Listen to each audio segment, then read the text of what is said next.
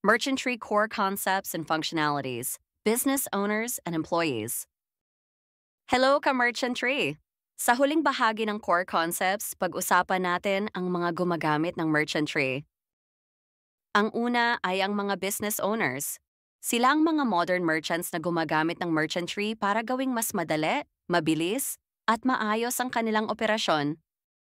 Bilang pangunahing user ng system, may complete access sila sa lahat ng features ng Merchantry, mula sa sales, inventory, expense, reports, catalog, at iba pa. Ang isa pa ay ang mga empleyado. Sila naman ang mga empleyado na tumutulong sa pagpapatakbo ng negosyo gaya ng cashier, sales agent, at iba pa. Limited lang ang kanilang access sa system. Congratulations! Ngayong alam mo na ang mga core concepts and functionalities, simulan na natin ang actual na paggamit ng Merchantry.